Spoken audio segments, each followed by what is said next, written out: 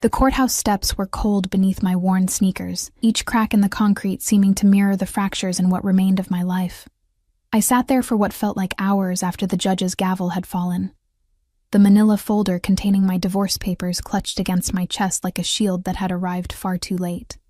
The afternoon sun cast long shadows across the plaza, and I watched couples walk by, hands intertwined, laughter floating on the autumn breeze, wondering how I'd become so invisible that even my own husband had looked through me for 3 years. Useless. That's what Derek had called me this morning, his voice echoing off the sterile courtroom walls. "You're useless, Emma. You always have been." The word had lodged itself somewhere behind my ribs, a splinter I couldn't extract. I'd stood there in my thrift store dress, the navy one with the small stain I'd tried to hide with a cardigan, and said nothing. What was there to say? That I'd worked 2 jobs to put him through business school? That I'd eaten ramen for dinner so he could have steak? That I'd believed him when he said we were building a future together? The folder crinkled as my grip tightened. Inside were the remains of Emma Chen, age 26. No assets, no savings, no home. Derek had made sure of that. His lawyer had been sharp and expensive, all tailored suits and knowing smiles, while I'd represented myself with printed internet forms and shaking hands. I should move. Find the bus stop. Figure out where I was going to sleep tonight since the apartment, our apartment, then his apartment, now someone else's apartment, was no longer mine. But my legs felt like lead, and the exhaustion that had been building for months pressed down on my shoulders like a physical weight. The smell of rain hung in the air, that electric ozone scent that promised a storm. I needed to move before it hit, but I couldn't seem to make my body cooperate. People passed by in blurs of color and sound, cell phone conversations, clicking heels, the rustle of shopping bags from stores I could no longer afford to even window shop at. "You okay, miss?" I looked up to find a security guard hovering nearby, his expression somewhere between concern and impatience. Of course. Even here, sitting on public steps, I was in someone's way. "I'm fine," I lied, forcing myself to stand. My knees protested, stiff from sitting too long. "Just leaving." He nodded, already turning away, and I wondered if he'd even remember this interaction 5 minutes from now. That's what I'd become. Forgettable. Disposable. Useless. The rain started as I reached the corner, fat droplets that quickly became a downpour. I had no umbrella. Of course I didn't. Derek had taken that too, along with everything else that wasn't nailed down. I pulled my cardigan tighter and started walking, not sure where I was going, but knowing I couldn't stand still. The business district rose around me, all glass and steel and money. I didn't belong here. I belonged in the part of town where the streetlights flickered and the bus stop benches had broken slats. But my feet kept moving forward, carrying me past restaurants where the lunch crowd was just emerging, their expensive coats and leather briefcases a stark reminder of everything I'd never have. I should have been watching where I was going. The collision happened so fast I barely registered it. My shoulder connecting with solid muscle, my feet tangling, the sickening sensation of falling. I hit the wet pavement hard, palms scraping against concrete, the divorce papers scattering like wounded birds across the sidewalk. "Shit!" I gasped, scrambling to gather the documents before the rain turned them to pulp. My hands were shaking worse now, she smearing across the white pages from my scraped palms. "No, no, no." "Don't move." The voice came from above me, low and commanding, with an accent I couldn't quite place. European, maybe. Refined. The kind of voice that expected to be obeyed. I froze, one hand still reaching for a paper that was dancing away in the wind. Shoes appeared in my line of vision, expensive shoes, the kind that probably cost more than I made in a month. Black leather, perfectly polished despite the rain. They were followed by hands, large, capable hands, with a silver ring on the right index finger, gathering my scattered papers with efficient precision. I said, "Don't move," firmer this time. "You're bleeding." "I'm fine," I managed, but my voice came out smaller than intended. "I just need your papers." "Yes, I can see that." There was something almost amused in his tone now, though not unkind. "But you're leaving blood on them, which rather defeats the purpose of collecting them." I sat back on my heels, looking up for the first time, and the words died in my throat. The man standing over me was striking. That was the only word for it. Not handsome in the conventional sense. His features were too sharp for that, his jaw too hard, but compelling in a way that made it impossible to look away. Dark hair, slightly longer than fashionable, was slicked back from a face that could have been carved from marble. His suit was charcoal gray and fit him like it had been born there. And even in the rain, he seemed untouched by the weather, as if the water itself was afraid to dampen him. But it was his eyes that held me frozen. Dark, almost black, and completely unreadable. They studied me with an intensity that made me feel stripped bare, like he could see every failure, every inadequacy, every shameful secret I'd tried to bury. "I'm sorry," I stammered, trying to stand. My legs wobbled and I nearly went down again, but a hand, that hand with the silver ring, shot out and caught my elbow, steadying me with a grip that was firm but surprisingly gentle. "Careful." He didn't let go, even when I'd found my balance. "When did you last eat?" The question was so unexpected that I answered without thinking. "Yesterday. Breakfast, I think." Something flickered across his face, too quick to identify. "I see." He still had my papers. I could see them now, tucked under his other arm, protected from the rain by his body. The divorce decree was on top, Derek's signature a bold slash across the bottom. My shame, my failure, held casually against the expensive fabric of a stranger's suit. "I need those," I said, reaching for them. "I know." But he didn't hand them over. Instead, he looked past me, and I became aware of other presences, large men in dark suits, standing at careful intervals around us. One was holding an umbrella, waiting. Another had his hand inside his jacket in a way that made my stomach clench with sudden, instinctive fear. Who was this man? "There's a cafe," he said, those dark eyes returning to my face. 2 blocks north. My associate will take you there, get you cleaned up, buy you lunch. I don't need... You're swaying on your feet, your hands are bleeding, and you just told me you haven't eaten in over 24 hours. His tone didn't change, but somehow it became absolute. "You need lunch. I don't have money for... Did I ask if you had money?" He raised one hand, a barely perceptible gesture, and suddenly one of the suited men was there, umbrella extended over my head. "Go with Marcus. Eat. I'll have your documents dried and returned to you." "But I don't even know." "My name is Damien." He said it simply, like it should mean something. When my expression remained blank, something that might have been satisfaction crossed his features. "And you are?" "Emma. Emma Chen." "Well, Emma Chen." He pronounced my name carefully, like he was tasting it. "Go with Marcus.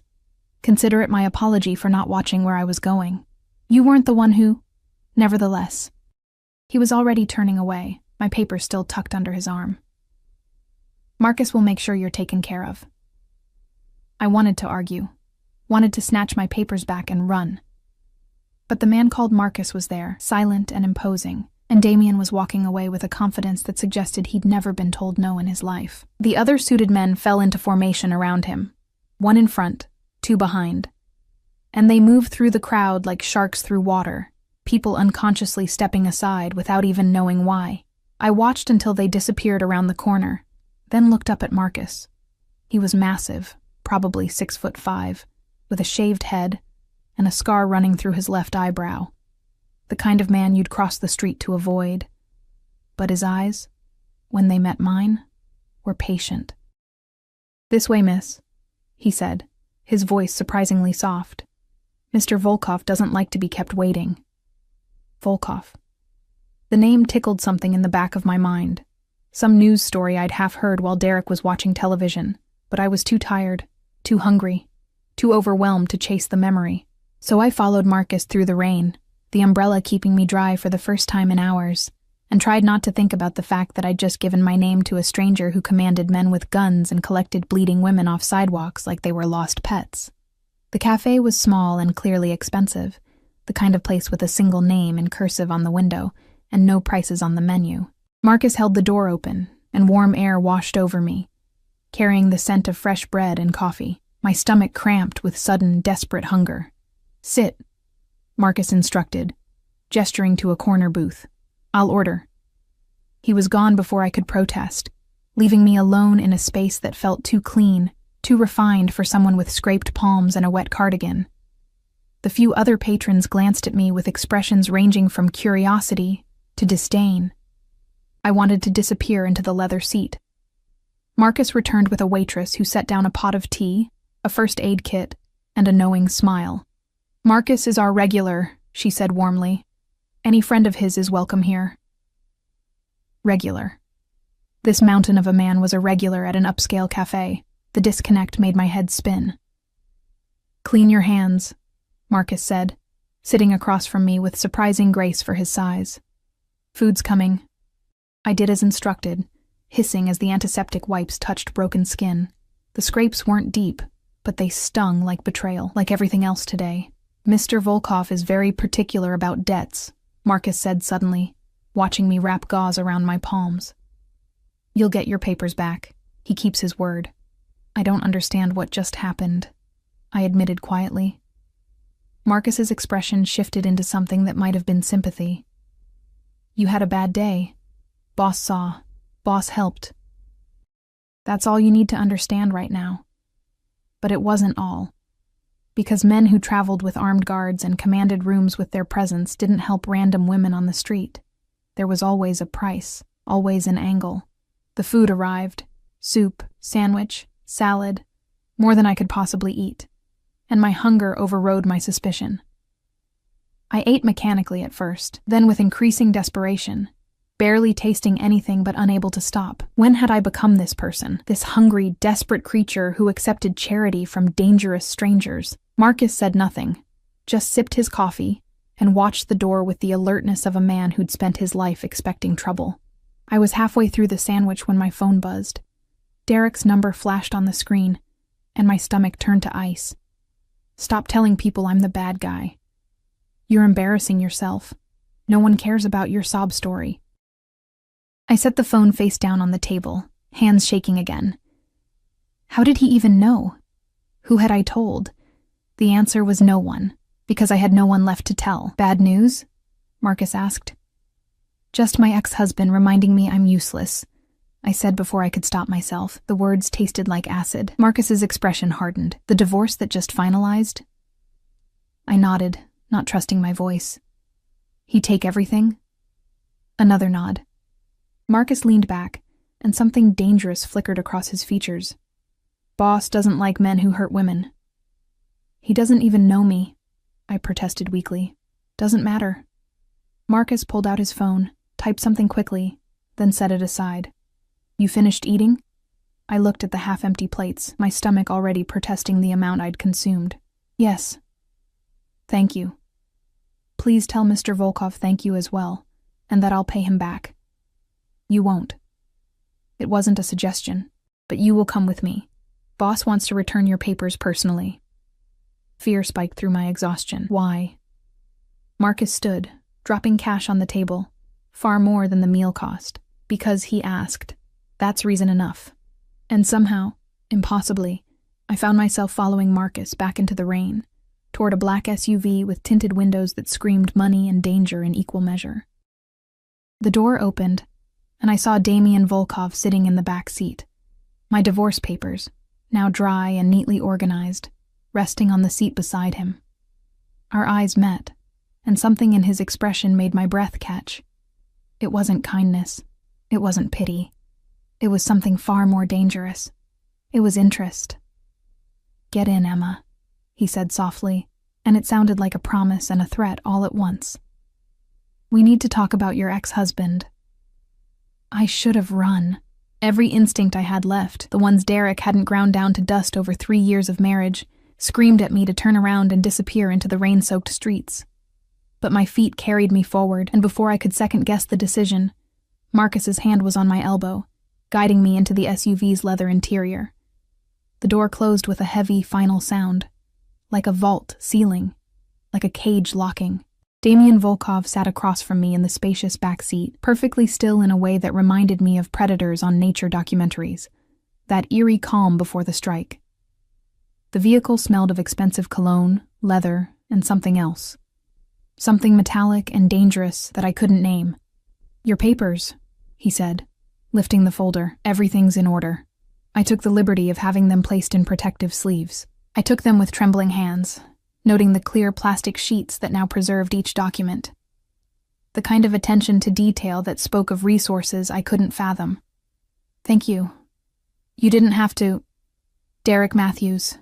He said the name like he was reading it off a list. "Married to you for 3 years, 2 months, and 16 days. Filed for divorce 8 weeks ago, citing irreconcilable differences. Received the apartment at 4822 Morrison Street, the 2019 Honda Civic, and approximately $47,000 in combined savings." My blood turned to ice. "How do you—" "You received nothing," he continued as if I hadn't spoken, those dark eyes fixed on my face with an intensity that made it hard to breathe. "No alimony, no division of assets, no spousal support, despite working 2 jobs to finance his MBA from Preston Business School." The folder slipped from my nerveless fingers. "You had me investigated. I had Marcus make a few phone calls while you ate." He leaned forward slightly, and I pressed back against the leather seat instinctively. "It took 20 minutes to learn everything about your marriage, Emma. Would you like to know what else I discovered?" "No." The word came out strangled. "I want to get out of this car. Do you?" His head tilted slightly, studying me. "Because from where I'm sitting, you have nowhere to go. No home. No family in the city. Your parents are deceased. Car accident when you were 19. No siblings. Your closest friend, Melissa Harper, moved to Seattle 6 months ago. You have $342 in your checking account and $17 in cash in your wallet." I was shaking now, fear and fury warring in my chest. "What do you want from me?" "Want?" Something like amusement flickered across his features. "I want to know why a woman who put her husband through business school, who worked herself into exhaustion for 3 years, who asked for nothing in the divorce, allows herself to be called useless." "You don't know anything about—" "I know that Derek Matthews is currently celebrating at Morton's Steakhouse with his business partner, Claire Stevens. The same Claire Stevens he's been sleeping with for the past 14 months. The same Claire Stevens whose father gave him the capital to start his consulting firm, the firm he built using your design templates and client research." Each word was a knife, precise and devastating. I'd known about Claire. Of course I'd known. But hearing it spoken aloud by this stranger, in this car that probably cost more than I'd earned in my entire life, made it real in a way it hadn't been before. "Why are you telling me this?" My voice broke on the last word. Damien was quiet for a long moment, those unreadable eyes searching my face. Then he reached into his jacket. I flinched, I couldn't help it, and pulled out a business card. Simple. Elegant. Just a name and a phone number embossed in silver. "Because men like Derek Matthews believe the world owes them everything," he said softly, placing the card on the seat between us. "They take and take and take, and they face no consequences because people like you are too afraid to demand justice." "Justice?" I laughed, the sound bitter and broken. "There is no justice. He won. I lost. That's how the world works." "Is it?" He sat back, and somehow the small increase in distance made the air easier to breathe. "Tell me, Emma, if you could make him feel even a fraction of what he made you feel, the humiliation, the loss, the absolute erasure of your worth, would you?" "It doesn't matter what I want. I can't—" "Answer the question." The command in his voice bypassed my rational mind entirely. "Yes," I whispered. "God help me, yes." Damien smiled. It was not a comforting expression. "Then call me when you're ready to stop being useless," he said, "and start being dangerous." The door beside me opened, Marcus appearing like a ghost despite his size. The rain had intensified, turning the world beyond the SUV into a gray blur. "Marcus will take you wherever you need to go," Damien continued. "And Emma, keep the card. You're going to need it sooner than you think." I grabbed the folder and stumbled out into the rain, Marcus's umbrella appearing overhead instantly. The door closed behind me, and the SUV pulled away from the curb with a whisper of expensive engineering, leaving me standing on the sidewalk with a business card burning like a brand in my pocket. Marcus drove me to a motel on the edge of downtown, Not the dangerous part of town, but not the safe part either. The kind of place that rented rooms by the week and didn't ask questions. I'd found it online during the divorce proceedings, when it became clear I'd need somewhere cheap to land. The room was small and smelled of cigarette smoke and industrial cleaner, but it was mine. For a week, at least, until my money ran out. Then I'd have to figure out what came next. I sat on the edge of the bed that sagged in the middle, staring at Damian Volkov's business card. The embossing caught the light from the flickering overhead fixture, making the letters seem to move. Just a name. Just a number. But something about it felt like a door I couldn't unopen once I stepped through. My phone buzzed. Another message from Derek. Claire and I are thinking about Bali for the honeymoon.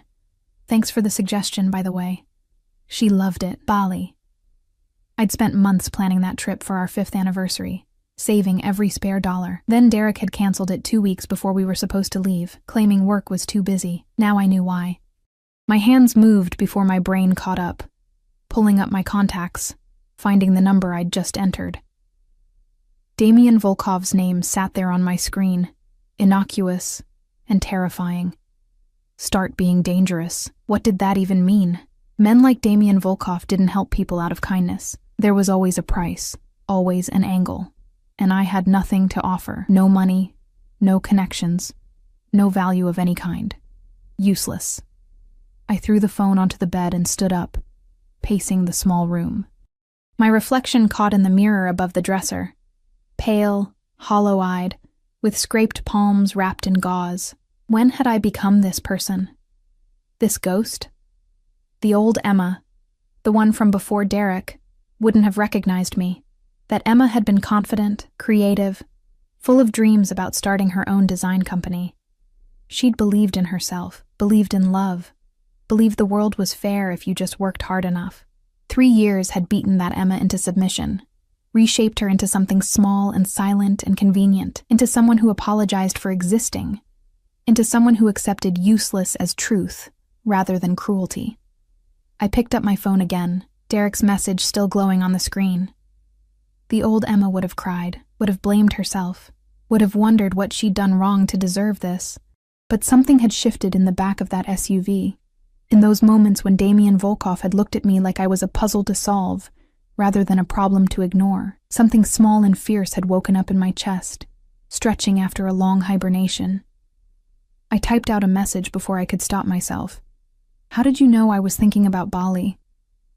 The response came within seconds. I know everything about you, Emma. I always have. My stomach turned. He'd been planning this. All of it. The divorce, Claire, the humiliation. He'd probably laughed about it with her. This final twist of the knife. I looked at Damian's card again. Then I made the call. He answered on the first ring, his voice smooth and unsurprised. Emma, I thought you might need a few days. What do you want from me? I asked, my voice steadier than I felt, in exchange for whatever it is you're offering. Men like you don't help people for free. Men like me. There was amusement in his tone. You've known me for 3 hours. What kind of man do you think I am? The dangerous kind. Good. You're smarter than your ex-husband gave you credit for. I heard the sound of liquid being poured. Ice clinking against glass. To answer your question, I want nothing from you that you're not willing to give. I don't believe you. I don't care. A pause, a sip, but since you called, I assume you're ready to hear my proposal. My heart hammered against my ribs. I'm listening. Derek Matthews and his partner Claire Stevens are meeting with potential investors tomorrow night, 8 p.m. at the Belmont Hotel's private dining room. They're trying to secure funding for an expansion of their consulting firm, using your work, your designs, your client research as their portfolio. How do you... I stopped myself. Of course he knew. Damian Volkov seemed to know everything. What does this have to do with me? You're going to attend that meeting. I'm not invited. They'd never... You'll be my date. He said it casually, like he was suggesting coffee rather than something that would put me in the same room as my ex-husband and his mistress. I'm one of the potential investors they're courting. They don't know that yet, but they will when you walk in on my arm. The image formed in my mind, Derek's face when he saw me, Claire's shock, the power dynamic completely inverted. For 3 years, I'd been invisible, irrelevant, useless. What would it feel like to be seen? To matter? Why would you do this? I whispered. Because I can. Simple. Absolute. Because men like Derek Matthews are parasites who destroy everything they touch, and I enjoy watching parasites squirm. And because you asked me to make him feel what he made you feel. I didn't ask. You said yes when I offered you the chance to be dangerous. That was asking. Another sip, the sound intimate despite the phone between us. Tomorrow night, Emma. Wear something that makes you feel powerful. Marcus will collect you at 7. I don't have anything that... You will. Check your door in 20 minutes. The line went dead before I could respond. I sat there, staring at my phone, trying to understand what I'd just agreed to. My hands were shaking again, but this time it wasn't from fear or exhaustion. It was something else, something that felt dangerously close to hope. Exactly 20 minutes later, a knock sounded at my door. I opened it to find Marcus holding 3 garment bags and a shoebox, his expression carefully neutral. Mr. Volkov thought you might need these, he said, handing them over. The stylist will be here at 4 tomorrow to do your hair and makeup. Marcus, I can't accept. You can and you will. He met my eyes, and for the first time I saw something beyond professional courtesy. Boss doesn't offer things he doesn't mean, and he doesn't help people who won't help themselves. So help yourself, Miss Chen. Wear the dresses. Let the stylist make you beautiful. Walk into that meeting like you own the room. But I don't own anything, I said, the words slipping out before I could stop them. I'm nobody. Marcus smiled, and it transformed his scarred face into something almost gentle. Tomorrow night, you're going to be Damien Volkov's date. In this city, there's nothing more somebody than that. He left before I could ask what he meant, disappearing down the motel's outdoor corridor with the kind of efficiency that suggested he'd done this before, delivered mysterious packages, changed women's lives with a knock and a smile. I carried the garment bags inside and laid them on the bed, my hands hovering over the zippers. Part of me wanted to refuse this, all of this, to maintain some shred of dignity by rejecting Damien Volkov's help. But dignity hadn't kept me warm or fed. Dignity hadn't stopped Derek from destroying me. And dignity certainly wasn't going to put me in that room tomorrow night, watching my ex-husband realize I wasn't as useless as he'd claimed. I unzipped the first bag. The dress inside was midnight blue, silk that seemed to absorb light rather than reflect it. Simple, elegant, devastating. The kind of dress that whispered wealth and confidence and power. The second bag held a black option, equally stunning. The third, a deep emerald green that made my breath catch. The shoebox contained heels I'd never have been able to walk in a week ago. But tomorrow night, I'd learn. I held the blue dress up to my body, studying my reflection in the mirror. The woman looking back at me was still pale, still hollow-eyed, still marked by Derek's cruelty. But for the first time in 3 years, she looked like she might be capable of fighting back. My phone buzzed one more time. Not Derek this time. Damien. Sleep well, Emma. Tomorrow we make him remember your name. I should have been terrified, should have seen the manipulation, the control, the dangerous game I was being pulled into.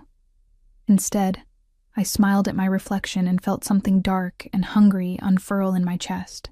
Useless? We'd see about that.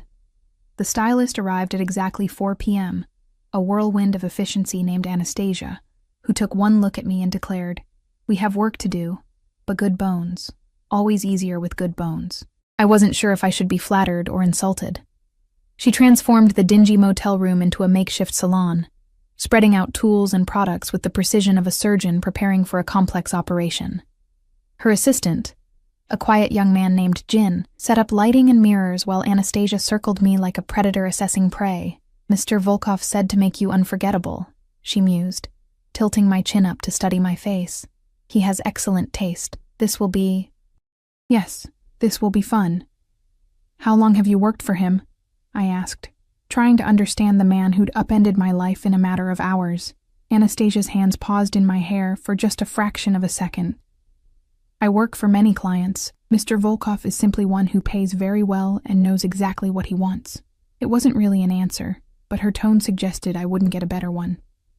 The next 3 hours were a blur of washing, cutting, styling, plucking, buffing, and painting. Anastasia worked with the focused intensity of an artist, barely speaking, except to give me instructions. Tilt your head, close your eyes, don't move. Jin assisted with the same quiet efficiency, anticipating her needs before she voiced them. I tried not to think about what this was costing. Tried not to calculate the price tag of transformation. Damien had said he wanted nothing from me I wasn't willing to give, but debts had a way of coming due when you least expected them. "Stop," Anastasia commanded, meeting my eyes in the mirror. "Stop thinking.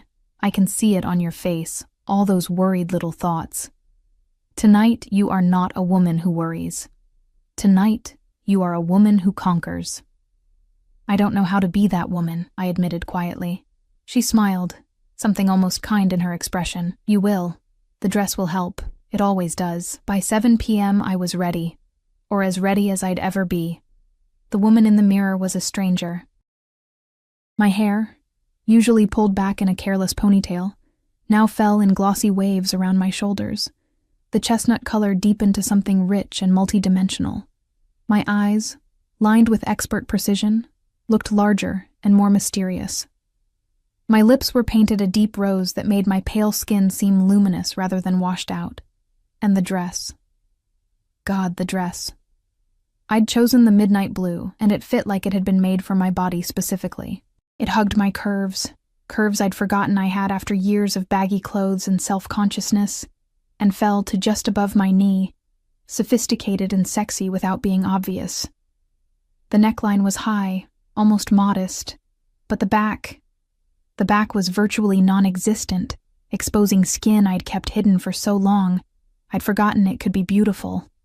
"Perfect," Anastasia declared, clasping her hands together.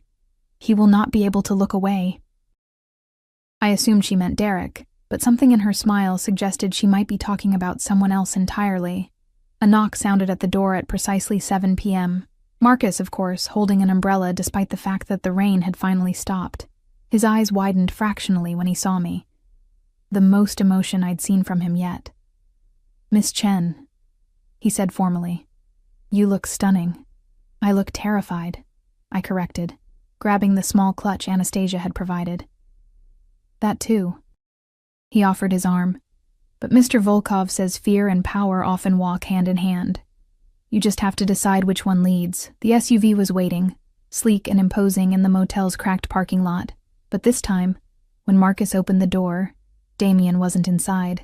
"He'll meet you at the hotel," Marcus explained, seeing my confusion. "Wants to make an entrance." Of course he did. Men like Damien Volkov didn't simply arrive, they orchestrated.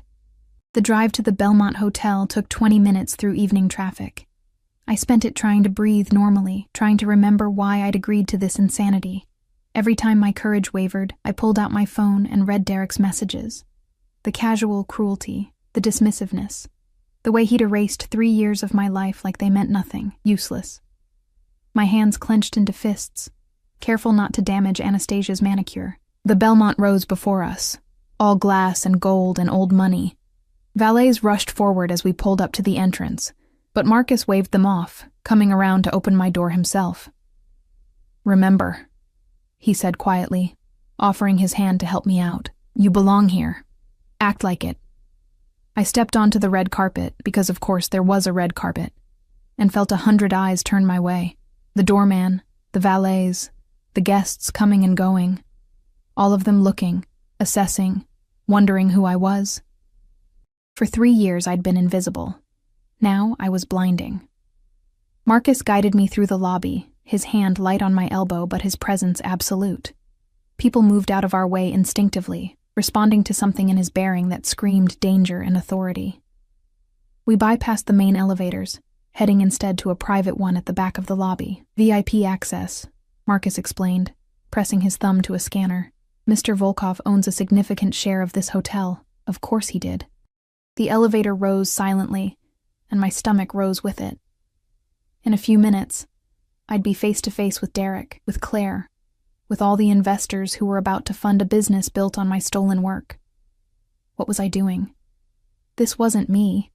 I wasn't the kind of person who played games or sought revenge or walked into fancy hotels on the arm of dangerous men, except maybe I was. Maybe I'd always had this inside me, waiting for someone to give me permission to be something other than small and silent and convenient.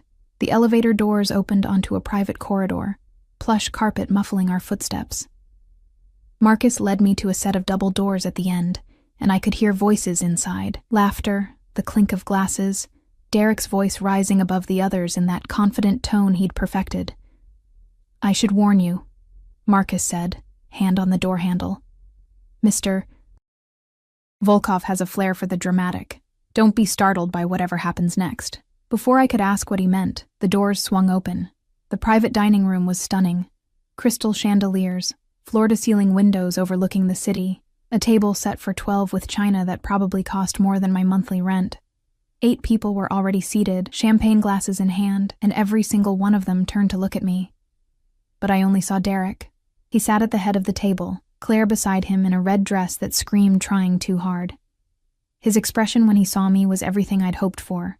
Shock, confusion, and something that might have been fear flickering across his features before he managed to school them into false confidence. "Emma?" He half rose from his seat. "What are you doing here?" I opened my mouth to answer, but a voice came from behind me instead. "She's with me." Damian Volkov stepped into the doorway, and the temperature in the room seemed to drop 10 degrees. He was devastating in a black suit that made his earlier outfit look casual. His hair swept back, those dark eyes scanning the room with the kind of assessment that made grown men shift uncomfortably in their seats. His hand found the small of my exposed back, warm and possessive, and I fought not to shiver at the contact.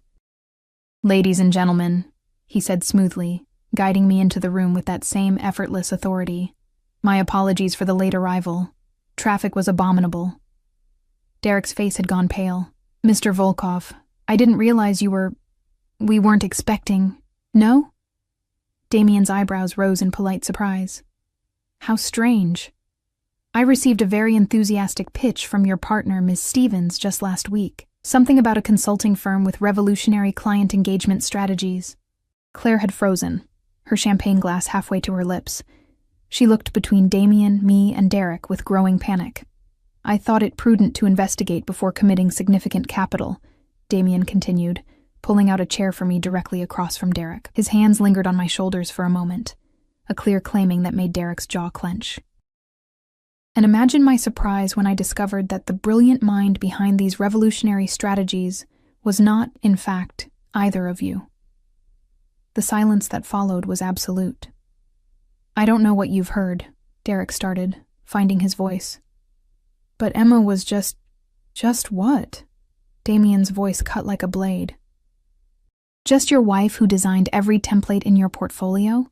Just the woman who conducted all your market research? Just the person who built your client engagement framework from the ground up while you were getting your MBA?" He moved around the table with predatory grace, never taking his eyes off Derek. The other investors, successful-looking men and women in expensive suits, watched with the fascination of people witnessing a car crash. "Mr. Volkov," Claire interjected, her voice shaking slightly. "I think there's been some misunderstanding.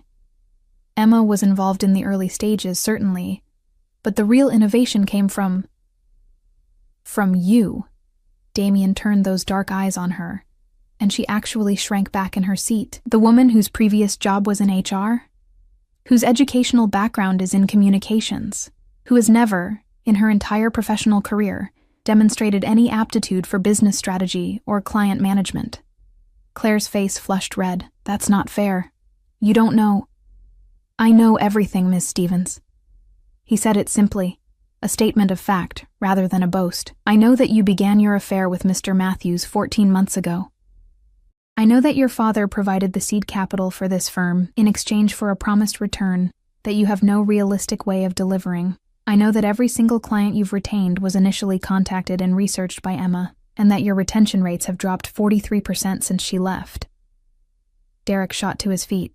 "Now wait just a minute. Sit down." Damian didn't raise his voice, but Derek sat like a puppet with cut strings. "I'm not finished. My heart was hammering so hard I thought everyone must be able to hear it."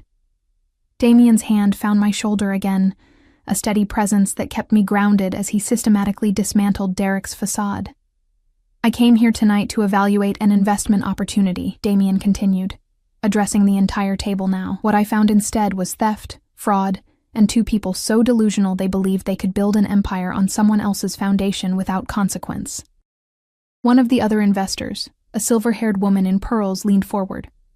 "Mr. Volkov, these are serious allegations. Do you have proof?"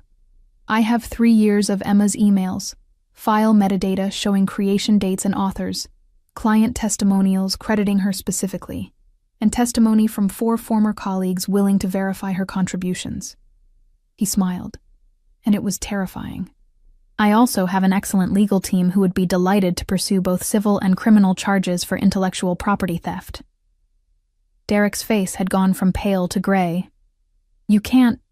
She signed an NDA when we divorced. She has no rights to—" "An NDA signed under duress without legal representation in exchange for nothing."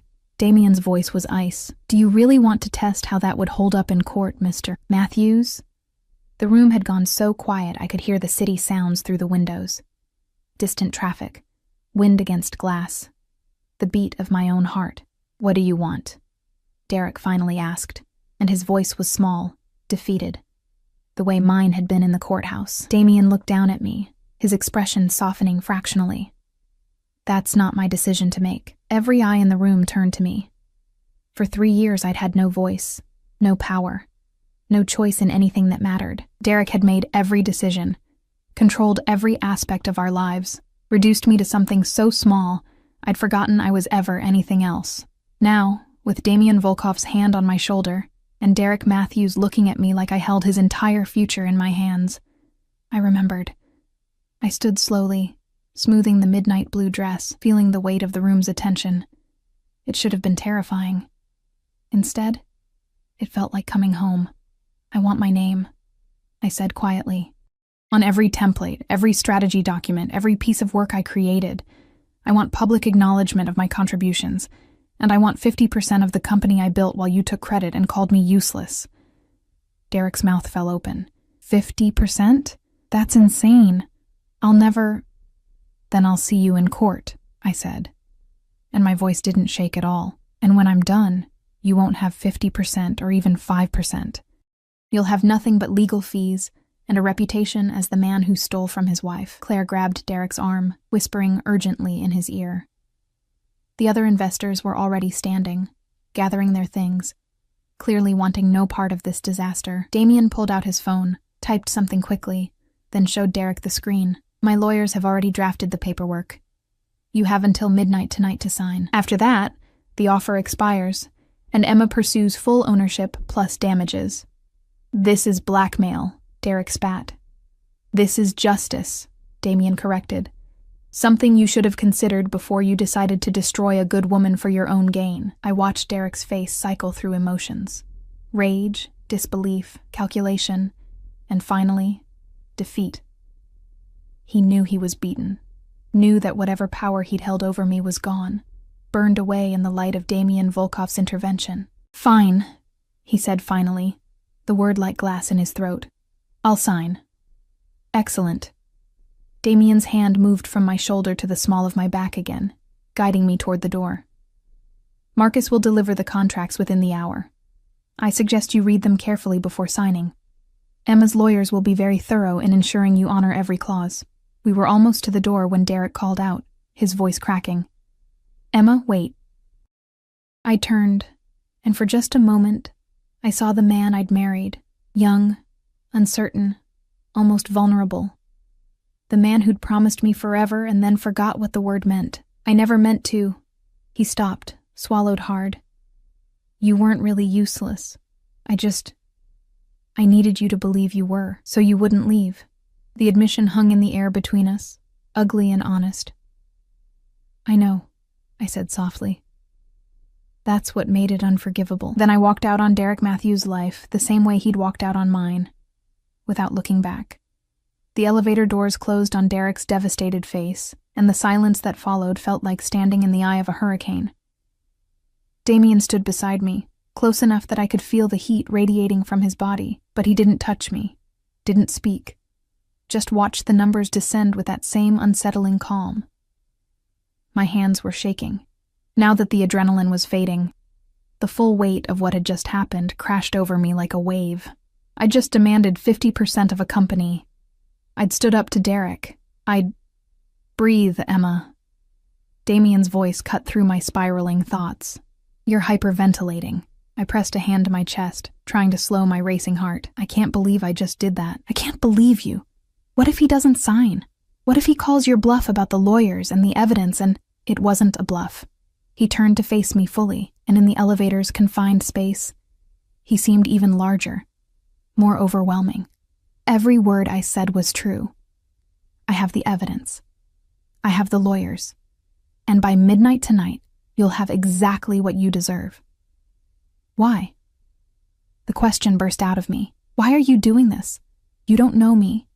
You don't owe me anything. Men like you don't just help random women off the street unless there's something in it for them. His expression shifted, something dark and complicated flickering in those bottomless eyes. You're right. I don't. My stomach dropped. So what's the price? What do you want from me? The elevator chimed, doors opening onto the lobby. Damien stepped out without answering, and I had no choice but to follow, my heels clicking against marble as I hurried to keep up with his longer stride. Marcus materialized from somewhere, falling into step behind us with that ghost-like efficiency. The lobby was busier now, evening guests checking in, couples heading to the restaurant. All of them parted for Damien like the Red Sea, some instinct warning them to get out of his way.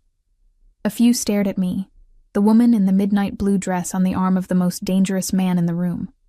We didn't go to the SUV. Instead, Damien guided me toward a private elevator bank I hadn't noticed before, his hand once again finding that possessive place on my lower back. The touch was becoming familiar, almost comforting, which should have terrified me more than it did. Where are we going? I asked as he pressed his thumb to another scanner. Somewhere we can talk without your ex-husband's lawyers potentially recording the conversation. The elevator opened into what was clearly a private residence, the penthouse. Of course. After you. I should have refused, should have demanded answers before stepping into a billionaire's apartment alone. But my feet carried me forward, drawn by some combination of curiosity, exhaustion, and the growing awareness that Damien Volkov was the most interesting thing that had happened to me in years. The penthouse was stunning, all floor-to-ceiling windows, modern furniture, and art that probably belonged in museums. But it was also strangely impersonal, like a very expensive hotel suite rather than someone's home. Do you actually live here? I asked, moving toward the windows. The city sprawled below us, lights flickering like fallen stars. Sometimes. He shrugged off his jacket, draping it over a chair, and began rolling up his shirt sleeves. The gesture was oddly intimate, domestic in a way that didn't match the man. I have several properties. This one is convenient for business. Business. I turned to face him, drawing on the courage that had carried me through the confrontation with Derek. Like destroying my ex-husband's company? Is that what you do? Find broken people and offer them revenge? Is that what you think tonight was? He moved to the bar, pouring 2 glasses of something amber and expensive. Revenge? Wasn't it? No. He crossed to me, holding out one of the glasses. Tonight was about returning what was stolen. There's a difference. I took the glass but didn't drink. You still haven't answered my question. What do you want from me? Damien was quiet for a long moment, studying me with that intensity that made me feel like he could see straight through to my bones. Then he smiled, and it was nothing like the terrifying expression he'd worn in the dining room. This smile was almost gentle. Honestly, I don't know yet. That's not an answer. It's the only one I have. He moved past me to the windows, looking out at his city. When I saw you fall on that sidewalk today, covered in rain and blood and divorce papers, do you know what I thought? That I was pathetic? That you were wasted. He glanced back at me, and something in his expression made my breath catch. Beautiful, intelligent, clearly capable, and completely convinced you were worthless. It made me angry. Why would that make you angry? You didn't know me. Because I know men like Derek Matthews. His voice hardened. Men who take and break and discard, who build themselves up by tearing others down. My father was one of them. He spent 30 years destroying my mother, piece by piece, until there was nothing left but a shell who couldn't even remember she'd once been extraordinary. The admission hung between us, raw and unexpected. For the first time since I'd met him, Damian Volkov looked almost human, almost vulnerable. "I'm sorry," I said quietly. "Don't be."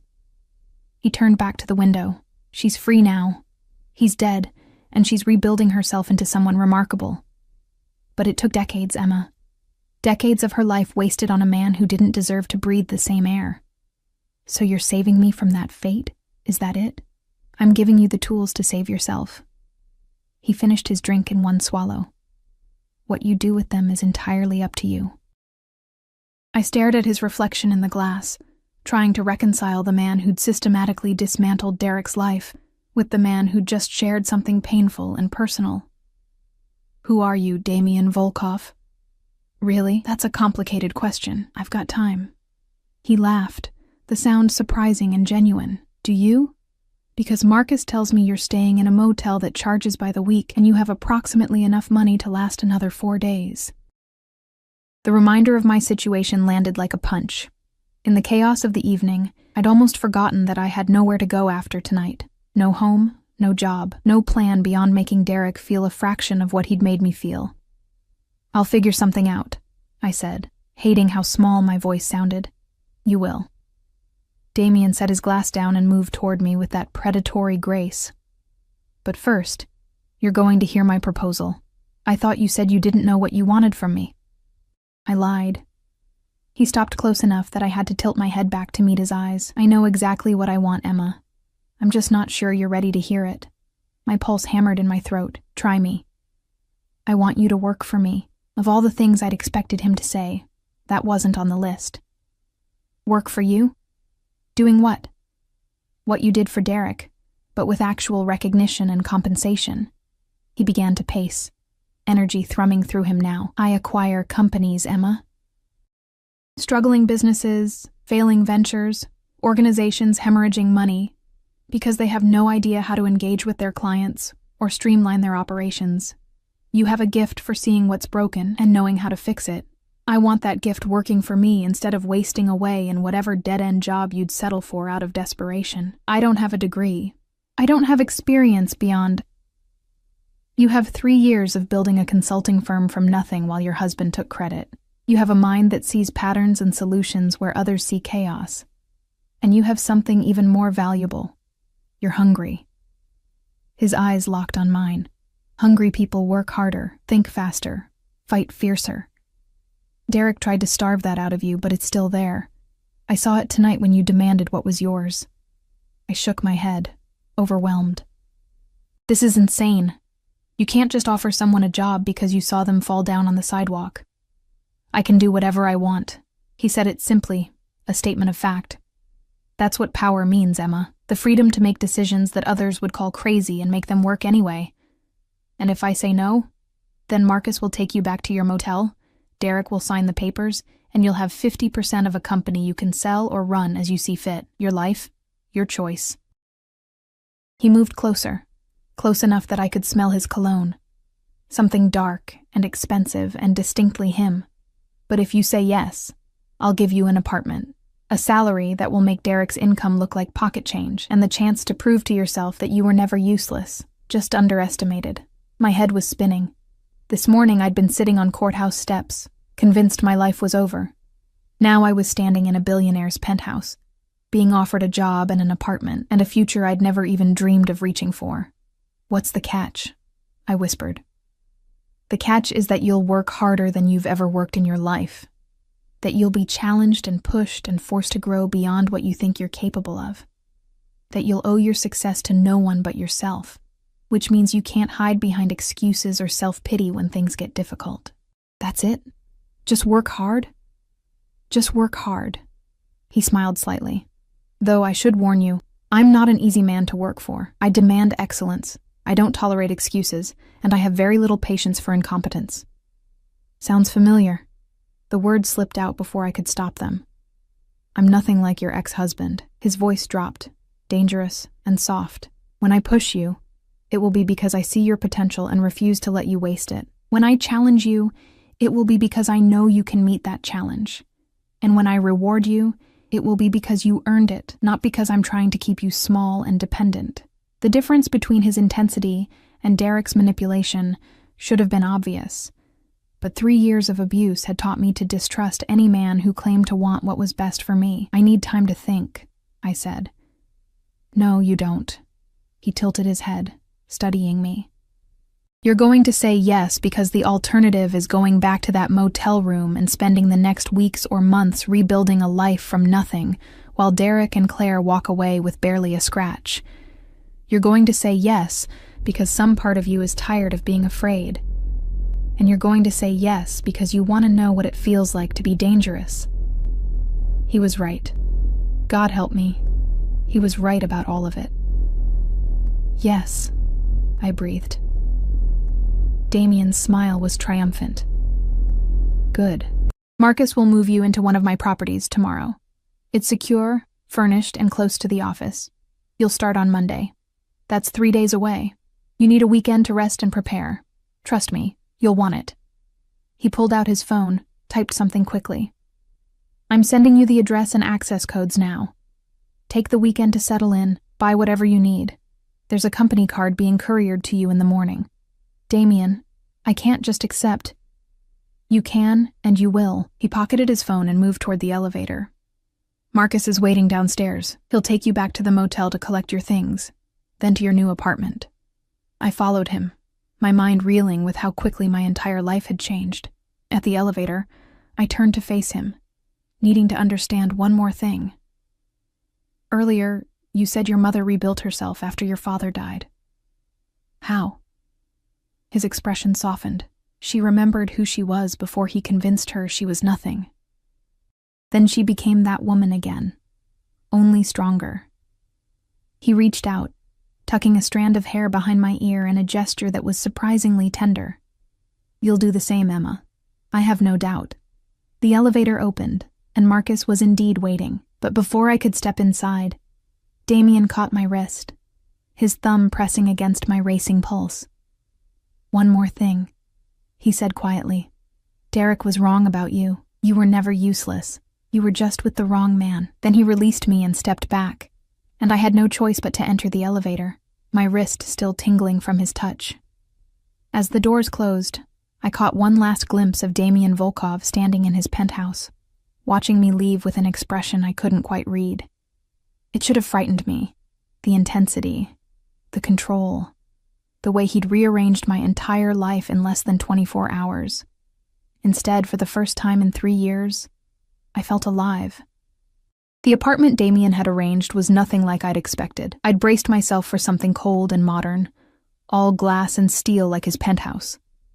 Instead, Marcus delivered me to a converted brownstone in a quiet, tree-lined neighborhood I'd only ever walked through while dreaming of a different life.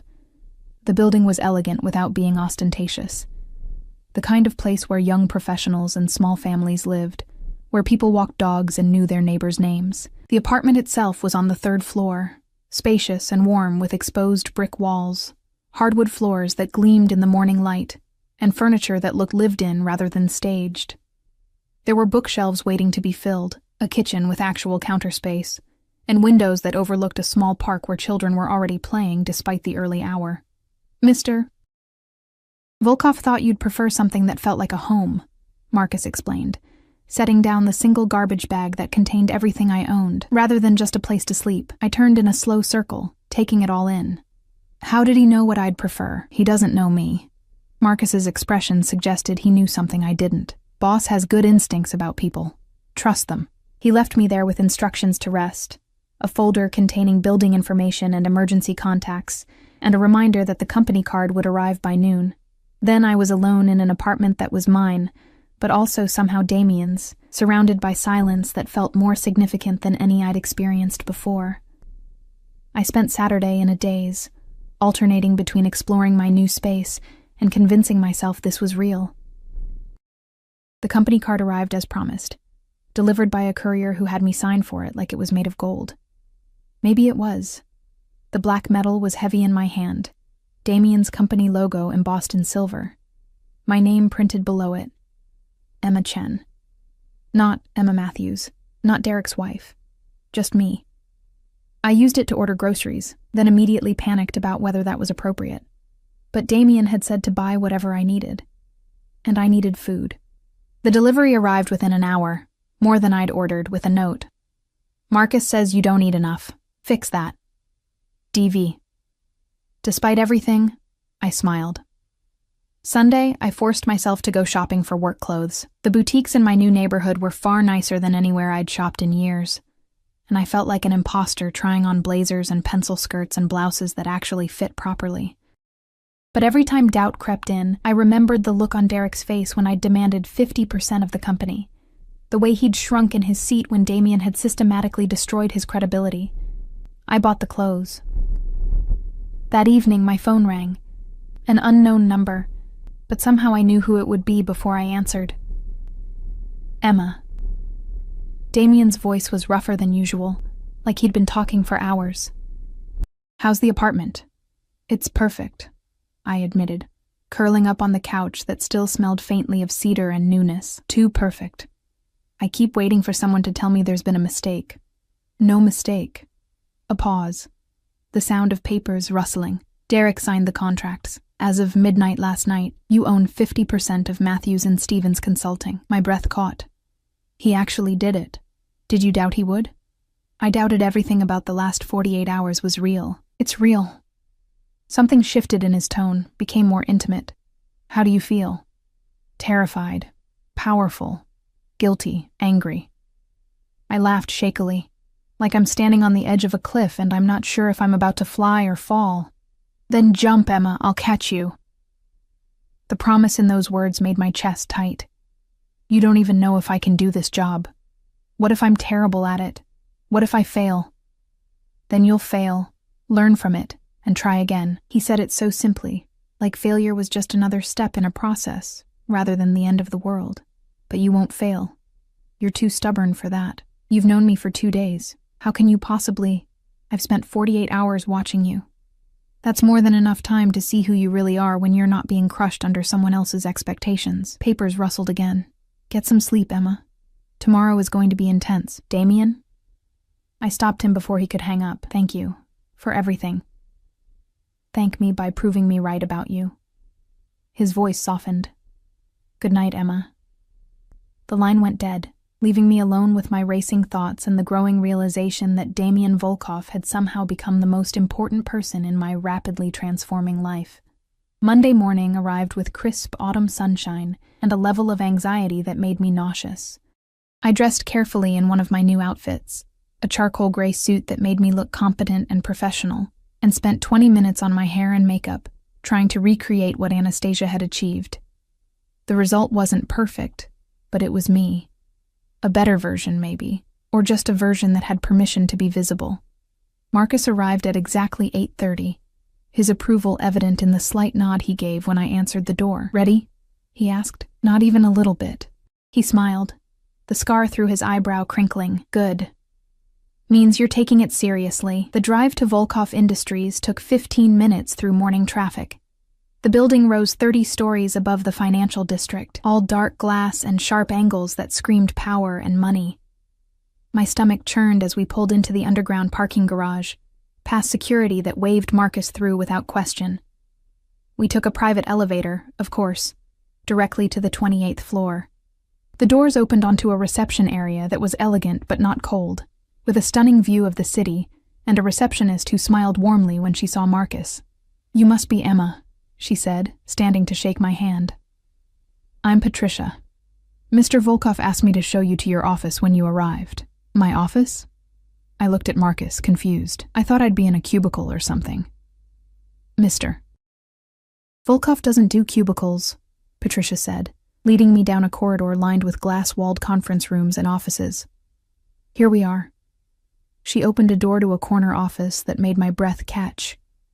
It wasn't huge, but it had windows on 2 walls, a proper desk with a computer already set up, and bookshelves that matched the ones in my apartment.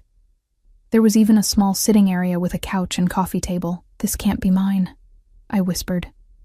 It is. Damien's voice came from behind me, and I turned to find him leaning against the doorframe, watching my reaction with those unreadable dark eyes. He looked different here, still devastating in a navy suit, but somehow more grounded. This was his domain. Do you like it? It's too much. I don't deserve... Stop. He pushed off the doorframe and entered the office, his presence immediately filling the space. That word, deserve, I don't want to hear it from you again. You've earned this, Emma. By surviving 3 years with Derek Matthews without losing yourself completely, by finding the courage to demand what was yours, by saying yes when I offered you a chance to be more than anyone told you that you could be. Patricia had discreetly disappeared, closing the door behind her. We were alone, and the air between us felt charged with something I couldn't name. I don't know how to do this, I admitted. I don't know how to be the person you think I am. Then learn. He moved closer, and I had to resist the urge to step back. I have a project for you. A small acquisition. A boutique design firm that's hemorrhaging clients because they can't manage relationships. I want you to assess what's broken and design a strategy to fix it. When do you need it by? End of the week. My eyes widened. That's impossible. I'd need to review their client history, interview staff, analyze their processes, then you'd better get started. He smiled slightly. All the files are on your computer. My assistant Grace will coordinate any meetings you need. And Emma? Yes? I'll be watching. Not because I doubt you, but because I want to see you succeed. He turned toward the door, then paused. Oh, and the company has a strict policy about working through lunch. Grace will make sure you eat. Before I could respond, he was gone, leaving me alone in my office with an impossible deadline and the strangest feeling that I was exactly where I was supposed to be. The week that followed was the most intense of my life. I threw myself into the project with a desperation that bordered on obsession, arriving early and staying late, reviewing files until my eyes burned and my back ached from sitting too long. The design firm, a small company called Artemis Creative, was a mess of mismanaged expectations, poor communication, and talented people being held back by incompetent leadership. It reminded me painfully of my own situation with Derek, but unlike with Derek, I had the power to fix it. I interviewed every employee, reviewed every client complaint, mapped out every failure point in their process. Then I designed a complete overhaul, new communication protocols, client management software, restructured teams based on actual skills rather than seniority. By Thursday evening, I had a 50-page presentation ready. By Friday morning, I was terrified. Damien had called a meeting for 9 a.m. in the main conference room. I arrived at 8:30, my hands shaking as I set up the projector and arranged my notes. Grace brought me coffee and a reassuring smile, but nothing could calm the voice in my head, screaming that I was about to fail spectacularly in front of the man who'd given me everything. Damien arrived at exactly 9, followed by 3 other executives I recognized from the company website. He took the seat at the head of the table, his expression professionally neutral, and gestured for me to begin. I don't remember most of what I said. The presentation flowed out of me. Data, analysis, recommendations, projected outcomes. I showed them the broken pieces and how they fit together, explained why the current leadership was failing, detailed exactly how to transform Artemis Creative from a sinking ship into a profitable acquisition. When I finished, silence filled the room. Damien leaned back in his chair, studying me with that intensity I'd come to recognize. Questions? He asked the other executives. For 20 minutes they grilled me, challenged my assumptions, questioned my data, pushed back on my recommendations, and for 20 minutes I held my ground, defending my work with a confidence I didn't know I possessed. When the last question had been answered, Damien stood. Thank you, Emma. We'll discuss and get back to you. My heart sank. That was corporate speak for nice try, but no. I gathered my materials with shaking hands, trying not to let my disappointment show I'd failed. My first real project, and Emma. Damien's voice stopped me at the door. A moment. The other executives filed out, leaving us alone. I braced myself for the letdown, the kind words before the inevitable firing. Instead, Damien smiled. Really smiled, with genuine warmth that transformed his entire face. That was extraordinary, he said quietly. You just convinced 3 of the most skeptical people in this industry that a complete unknown has better instincts than leaders with decades of experience. But you said you'd discuss and get back to me, because I need them to think they had input in the decision. But make no mistake, Emma, we're acquiring Artemis Creative, and you're going to oversee the entire restructuring. He moved closer, and my breath caught. You did exactly what I knew you could do. You saw what was broken and knew how to fix it. That's not a skill that can be taught, it's a gift. Tears pricked my eyes, sudden and unexpected. I was so scared I'd disappoint you. You couldn't. He reached out, his thumb catching a tear that had escaped. Do you know why? I shook my head, not trusting my voice. Because you care too much about doing things right, about proving yourself, about being worthy of the chances you've been given. His hand lingered on my cheek, warm and solid and real. Derek tried to convince you that caring made you weak, but it's your greatest strength, Emma. Never forget that. Something shifted between us in that moment. The air felt heavier, charged with possibility and danger in equal measure. Damien's eyes darkened, his gaze dropping to my lips, and I realized with sudden clarity that this man, this powerful, dangerous, impossible man, wanted me. Not as an employee. Not as a project or a charity case, as a woman. The recognition should have terrified me, should have sent me running back to the safety of low expectations and invisible existence. Instead, I found myself leaning into his touch, my heart hammering with something that felt dangerously close to hope. Damien, I whispered. I know. His voice was rough, strained. This complicates things. You work for me. There are rules, policies, expectations about professional boundaries. I don't care about rules. The words surprised us both. He laughed, the sound low and intimate. No, I don't suppose you do. Not anymore. His hand dropped from my face, and I immediately missed the contact. But I care about you, Emma, about your career, your future, your ability to build something that's entirely yours without anyone questioning whether you earned it. What are you saying? I'm saying that I want you. More than I've wanted anything in years. But I won't touch you, won't cross that line, until you're established enough in your own right that no one can claim your success came from my bed rather than your talent. He stepped back, putting physical distance between us that felt like a chasm. Can you understand that? I could. Of course I could. After 3 years of being reduced to Derek's accessory, the idea of building a reputation that was entirely mine was intoxicating. But it was also frustrating, because the connection I felt with Damien was undeniable, electric, and growing stronger every day. How long? I asked. 6 months. Maybe a year. Long enough that when I finally make you mine, no one will question that you earned everything you have. His eyes held mine, burning with intensity and promise. Can you wait that long, Emma?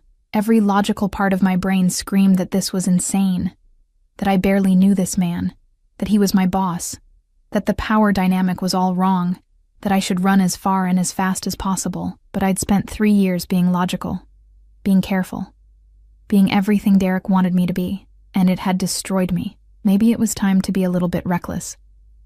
I can wait, I said, if you can. Damien's smile was devastating.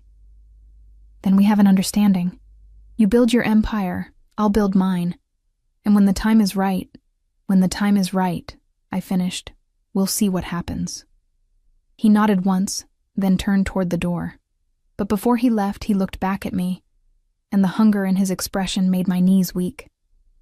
For what it's worth, Emma Chen, he said softly, you were never useless. You were always extraordinary. You just needed someone to see it. Then he was gone, leaving me alone in the conference room with my racing heart and the growing certainty that Damien Volkov hadn't just given me a job. He'd given me back myself. 18 months later, the boardroom was packed with investors, journalists, and industry leaders, all waiting to hear about Volkov Industries' latest acquisition. I stood at the front of the room in a custom suit that cost more than my old apartment, my presentation displayed on screens behind me, and felt nothing but calm confidence. In the 1.5 years since that first project, I'd overseen 17 acquisitions, transformed 12 failing companies into profitable ventures, and built a reputation as one of the most innovative strategists in the industry. My name was in business journals. My insights were quoted in articles. And most importantly, I'd done it all on my own merit, with Damien watching from a careful distance as I became everything he'd known I could be. The presentation went flawlessly. When I finished, the room erupted in applause, and I caught Damien's eye from where he sat in the back row. He smiled, that private smile that was just for me, and nodded once, the signal we'd been waiting for. After the meeting, I found him on the rooftop terrace of the Volkov building, looking out at the city we'd conquered together. He turned when he heard my heels on the stone, and something in his expression made my breath catch. 18 months, he said quietly. Give or take a few days. You've been counting? Every single day. He closed the distance between us in 3 strides, his hands framing my face with a gentleness that contrasted sharply with the hunger in his eyes. You've become everything I knew you would be, Emma. You're brilliant, powerful, respected in your own right. No one will ever question that you earned your success. And now? I asked, my heart hammering. Now I'm done waiting. He kissed me, and it was everything I'd imagined during those long months of careful distance. Passionate, possessive, claiming me in a way that should have been terrifying, but instead felt like coming home. When we finally broke apart, both of us breathing hard, he pressed his forehead to mine. I love you, he said simply. I've loved you since I saw you fall on that sidewalk, covered in rain and blood and determination not to stay broken. Will you let me spend the rest of my life reminding you that you were never useless, that you were always extraordinary? Tears streamed down my face, but they were happy tears, healing tears. Yes, I whispered. Yes to all of it. He kissed me again, and in that moment, I finally understood what Damien had given me. Not just a job or an apartment or a second chance. He'd given me the space to become myself again. The Emma I'd been before Derek, only stronger, fiercer, more fully realized. And now, with my empire built and my worth proven beyond question, I was free to choose him, not because I needed him to save me, but because I wanted to build a life alongside someone who'd always seen my strength even when I couldn't. Take me home, I murmured against his lips. Our home, he corrected, and the possessiveness in his voice sent shivers down my spine. The penthouse has been empty without you. I thought you wanted to wait until you were ready to be mine without doubt or hesitation. His arms tightened around me. Are you ready, Emma? I thought about the broken woman on the courthouse steps, convinced she was useless and invisible. Then I thought about the woman I'd become. Confident, successful, powerful in her own right. The journey between those 2 versions of myself had been painful and terrifying and absolutely necessary. And now, finally, I was ready. I'm ready, I said. Take me home, Damien. He swept me into his arms, carrying me toward the private elevator like I weighed nothing, and I laughed, genuinely, freely, with a joy I'd thought Derek had killed forever. But he hadn't. He'd only buried it. And Damien Volkov had given me the tools to dig it back up, dust it off, and let it shine brighter than ever before. My ex had called me useless, but Damien had shown me the truth. I was extraordinary, and this time I'd never forget it.